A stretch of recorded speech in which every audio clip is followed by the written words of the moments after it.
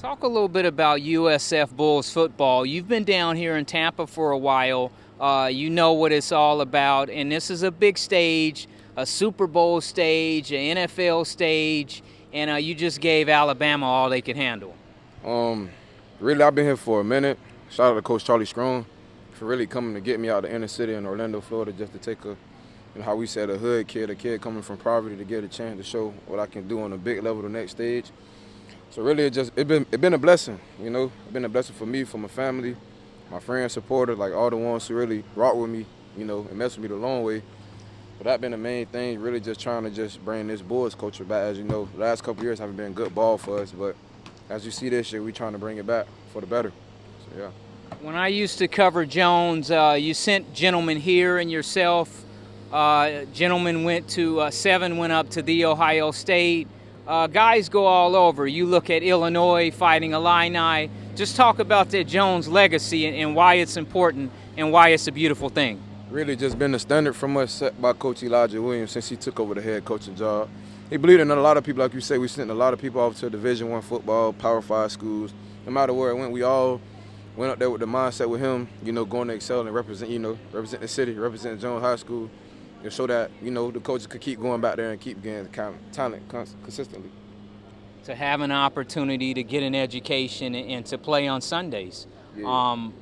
Talk a little bit about the grind and the mentality as you move forward.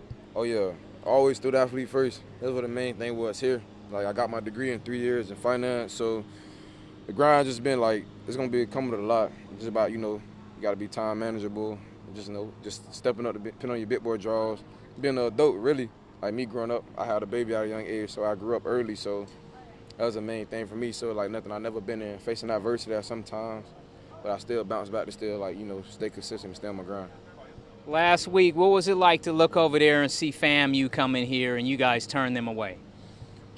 Just another game. No matter who we play, we respect all the talent because they have a good team over there at FAMU. So we just respect them like any other talent, any other team, any other opponent. Really, just play good ball no matter what stage it's at. It's good ball everywhere, so respect them. When you look over and it says Alabama and he's got a big A on their helmet, does it matter or are you just going in playing football? At first you can be like, yeah, then you play Alabama because a lot of people don't get this opportunity to play the Crimson Tide. So to me, after a while, at first, yeah, it's crazy, but one of my former head coaches was on the staff, so to me it wasn't really nothing. But after a while, playing them just like a normal opponent, just trying to get a win.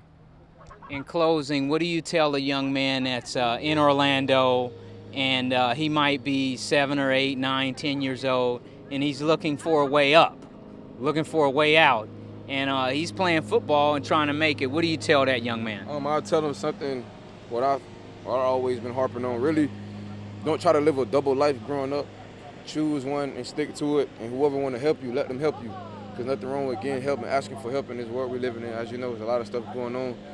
And especially back at home, a lot of kids, taking a different route. And I know how I feel to, be indecisive at times. But when you got a support system like I do, like my family, my friends, my brothers, the ones who stay on me no matter what, making sure I didn't make their own decisions, even though I faced a big adversity like losing my mom.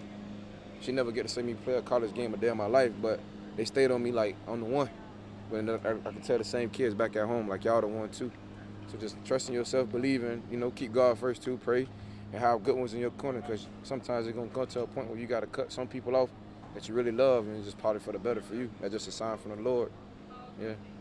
When your cousin went over to UCF and got a scholarship and you saw him put on that jersey and throw the ball around and get an education, what was that like for you to see that? When Kawhi got that scholarship, it was major because we grew up with each other. Like you said, that's my cousin.